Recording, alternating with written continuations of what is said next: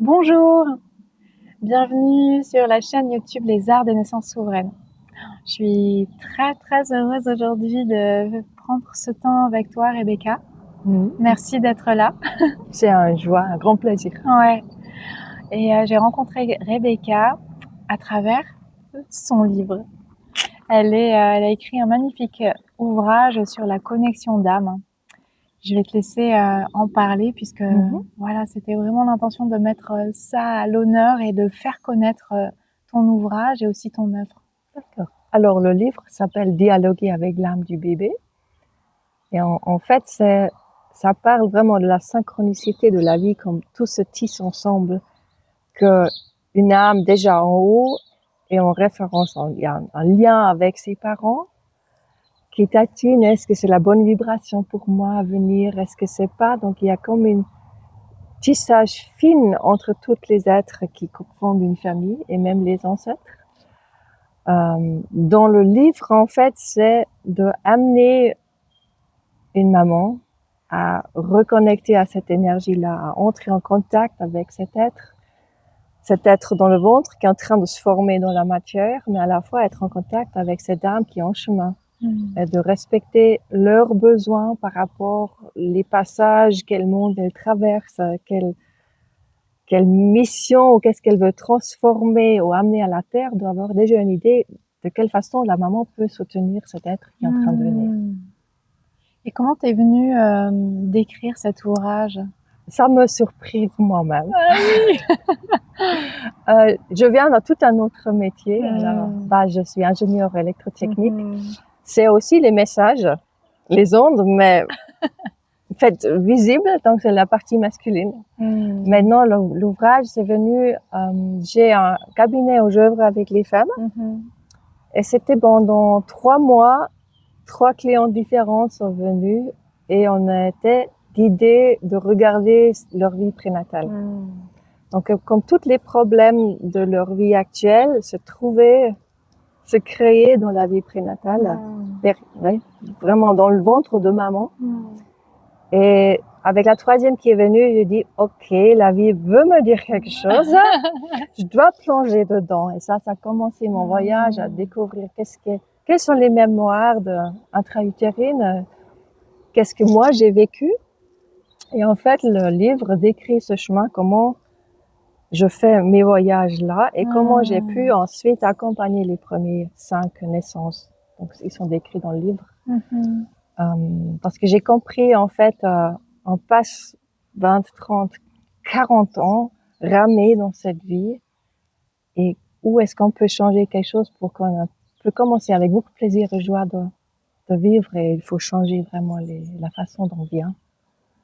Et d'être en plus grand respect de l'être qui se matérialise, qui s'incarne. Comment tu t'es sentie quand ton livre il a été édité et que tu l'as offert au monde, parce que c'est aussi tout un... C'est aussi une naissance. Oui. Je veux dire, j'ai écrit le livre d'abord en allemand et je l'ai laissé traduire en français après. Quand le livre allemand, pour moi, c'était hyper difficile de me montrer avec ce que je suis dans ma langue maternelle. C'est comme il y avait une grosse interdiction de parler. J'ai pris un coach pour m'aider à trouver le texte du dos et le titre. Et le jour quand le texte du dos, le titre est très là, normalement, on devrait être « Waouh, super !» Moi, j'ai fait une colère. Un colère qui vraiment, j'ai tourné le compost dans le jardin, j'ai coupé les ailes, j'ai glissé la talus, je me blessais. Je dis, mais qu'est-ce que c'est cette colère-là? Et là, ça disait, oui, maintenant tu dois être vraiment visible. Tu es vraiment né, tu es vraiment incarné. Donc c'était comme une sorte de naissance de plus, c'est ça. un autre niveau de accepter cette incarnation. Et voilà, la colère, c'était non, c'était la partie qui, non, je peux pas venir, c'est quand même plus confortable là-haut, c'est trop dense ici sur Terre, c'est trop douloureux. Et j'ai appris de ça aussi, c'est très important d'inviter ces parties d'âme qui sont encore entre deux, parce que beaucoup de nous n'ont pas une naissance harmonieuse, d'où de les appeler, de les investir. Je dis, faire un pub pour la vie ici. Parce que chacun a déjà vécu les moments de plaisir, les moments de joie, les moments de liberté. De dire, écoute, j'ai besoin de toi aussi pour encore être plus présente ici, là. Et de dire, ouais, c'est quand même bien. Malgré toutes les souffrances qu'on a peut-être vécues pendant l'enfance. C'est vraiment un appel à dire oui à ce chemin d'âme qui a choisi de s'incarner sur Terre. Oui, d'être vraiment pleinement ici. Pleinement ici, oui. Et je sais aussi que tu livres ce message de prendre la responsabilité ou de prendre conscience, en tout cas, qu'on a choisi nos parents et qu'après, il y a tout ce lien d'âme qui se fait dans les relations, dans les liens. Je suis pas 100% d'accord. On est attiré chez les bons parents, même si on a choisi. Dans le passé, il y avait quand même un mécanisme vibratoire qui a tordu nos fréquences ici sur Terre. Et ça arrivait que certaines âmes où on sentait qu'ils sont trop forts, ils vont amener toute la puissance ici. Ils étaient déraillés pour que cet ancien système de prison reste. Donc, je peux pas dire à chaque personne, tu as choisi tes parents, tu as vécu vraiment les choses profondément qui n'étaient pas en lien. Et moi, j'ai senti, voilà, moi, je suis venue avec vibration claire. Pourquoi je suis attirée vers des parents qui sont en vibration totalement différente? Si on suit les lois naturelles tu attires ce qu'ils sont blancs, ça fait pas de sens.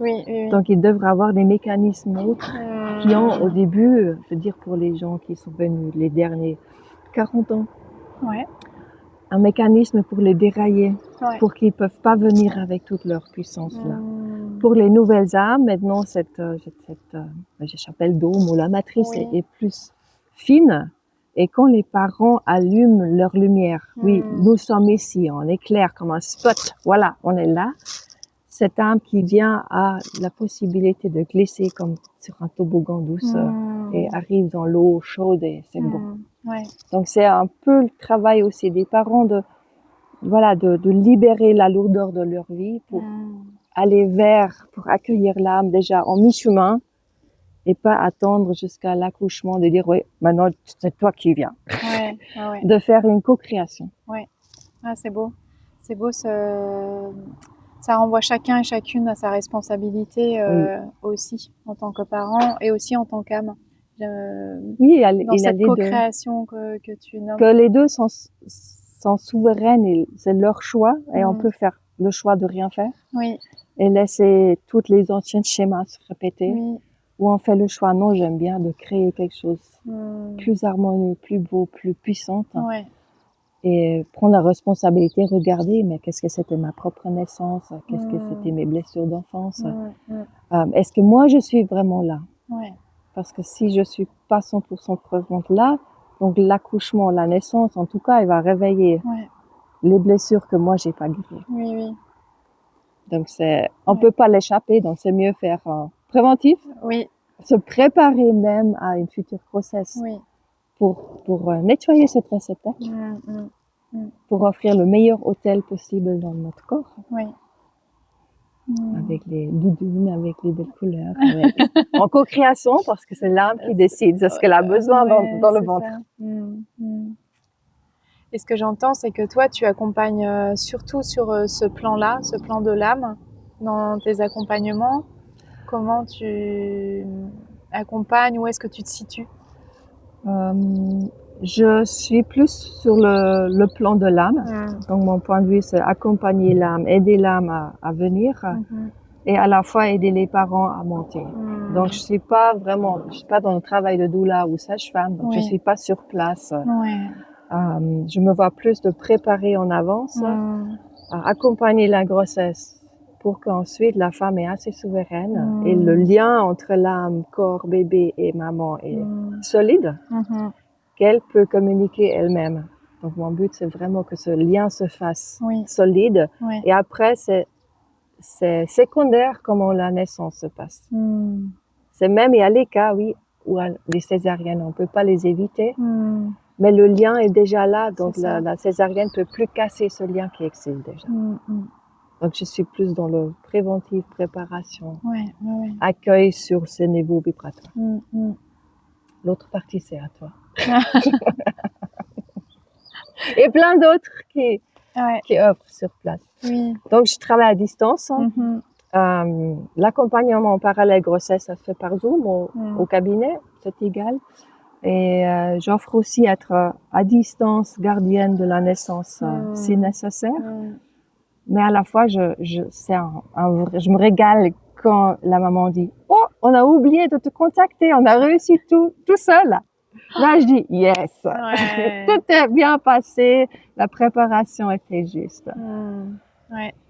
Et dans les autres cas, je serai là pour donner tirer un peu les Ouais. ficelles ici à là pour que le processus continue à couler. Ouais, c'est vraiment très très précieux cette conscience que tu offres et puis aussi ta présence.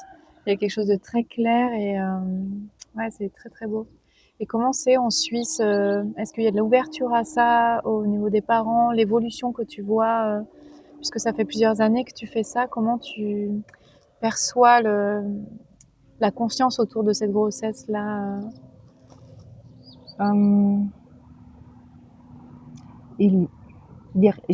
J'ai même les mamans qui viennent se préparer quand ils n'ont pas encore l'envie de devenir maman.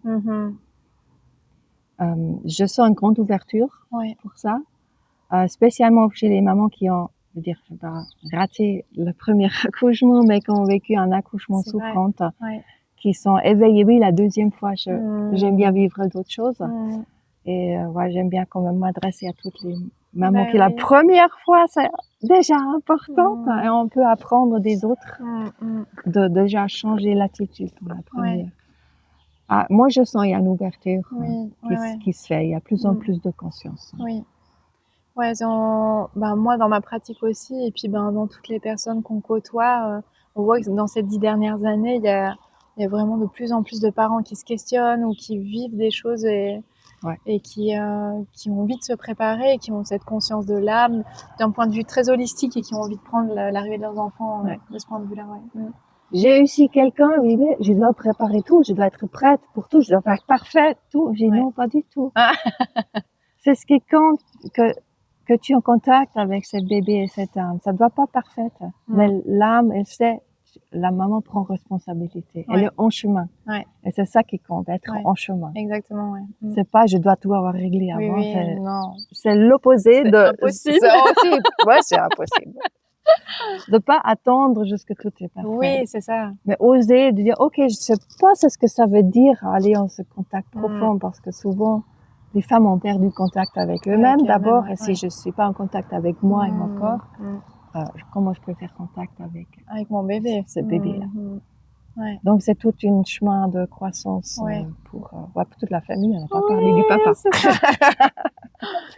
Pour toute la famille, Est-ce que tu aimerais rajouter quelque chose là sur ton œuvre Alors mon œuvre, quelque chose qui est important de nommer, important. Tu vois ce que je veux dire? Oui. C'est ce que j'aimerais ajouter, c'est comme quand j'ai écrit le livre, quand c'est fini, j'ai pas fait de pub. J'ai pas fait un vidéo le présenter, j'ai mis à l'univers, voilà, le bébé est né, il doit aller là où il devrait être. Et c'était très surprenant quel chemin il trouvait. Moi, j'étais en Suisse et soudain, il y a un client qui a « Ah oui, j'ai trouvé ton livre au Fnac à Marseille. » Et j'ai dit « Oups !»